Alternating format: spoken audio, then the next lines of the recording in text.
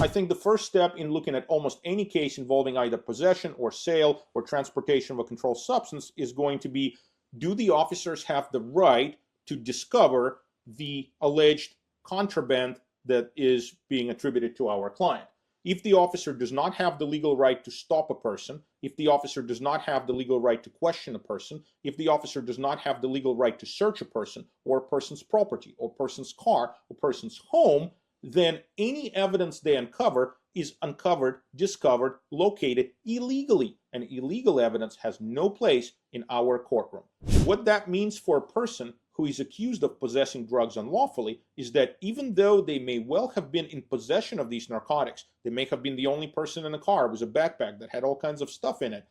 If the officers did not have the legal right to discover that evidence, the government will not be able to legally use it in a case against them. So if you have a good lawyer, if your attorney understands constitutional law, if your attorney understands procedural law, if they understand how to challenge these types of cases using basic concepts and commonly known areas of criminal procedure, they may be able to file motions in court asking the judge to suppress evidence of drugs that was legitimately found on you by using either an argument that the police officer did not have the legal right to stop you, question you,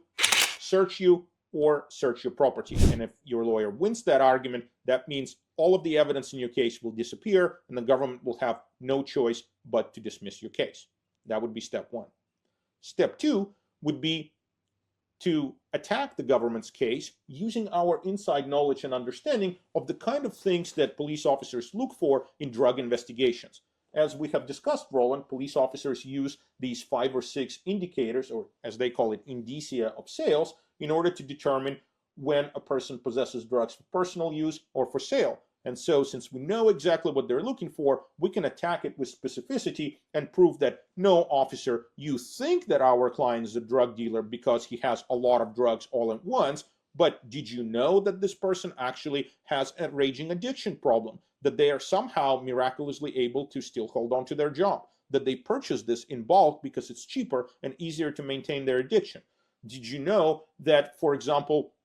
they may have a friend that was simply asking them the cost of drugs, knowing that they use drugs, and that this was not an indication of being involved in a drug activity? Did you know that the cash they had in their pocket was from an odd job because they're also moonlight as a handyman or a gardener or something along those lines? So since we know what the police officers are looking for, we're able to provide alternative explanations when factually appropriate to explain why our innocent client is being mistaken for a drug dealer, when in fact we're just dealing with an addict.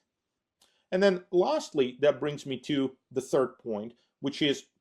what do we do when we have a client who is involved in some sort of drug-related activity, either possessing or selling drugs, but also suffers from an addiction? And I think that's where our firm has developed this unique approach, where we primarily focus on the underlying reason why the person is involved in this activity in the first place. So often we see, especially with fentanyl, that people suffer from this horrific addiction. When people are addicted to drugs, they do desperate things in order to get their hands on more drugs. They might even be involved in selling smaller quantities of these narcotics in order to support their own habits. It's really tragic because people who are suffering are in some ways contributing to suffering of others, and everybody is miserable together. And so our approach, I think, really stands out because we try to break that cycle. We want to end it. And so once we identify that there may be a mental health issue, there may be a traumatic experience, maybe somebody is a victim of a crime or sexual assault, or had a loss in a family, a death in a family, and it sent them into a spiral, or they had a relapse. Once we know that there is addiction hiding underneath the surface that's behind the alleged criminal behavior, where there is a mental health issue behind this behavior, then we can find a solution. The solution is usually treatment-based. We try to connect the person with appropriate treatment resources, get them connected with rehabilitative facilities, have them working with one of our many substance abuse experts or counselors. At a minimum, have them attend NA meetings, AA meetings, things of that nature. And then once we identify what the problem is, once we know what the solution is for that problem, then we can engage in what we have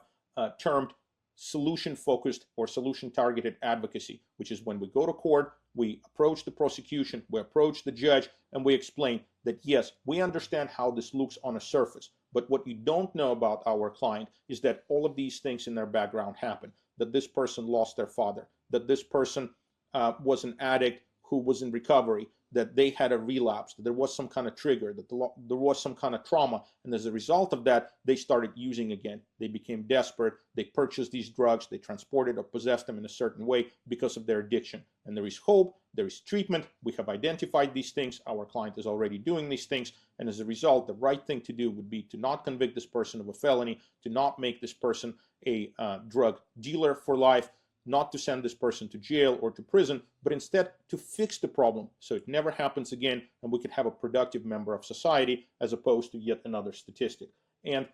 specifically with respect to that last point, California has really robust laws now that didn't really exist when you and I first started almost 20 years ago. And these are laws that specifically deal with cases involving a mental health or substance use issue that can now be diverted. They can be completely dismissed if people are willing to participate in these extensive treatment programs. And so we have gotten really good at identifying cases that need treatment, that need intervention, that could benefit from it. And as a result, many of our clients who are willing to go through a really intense period of treatment and court supervision can end up not sustaining a conviction that could destroy the rest of their life and potentially send them to prison or jail.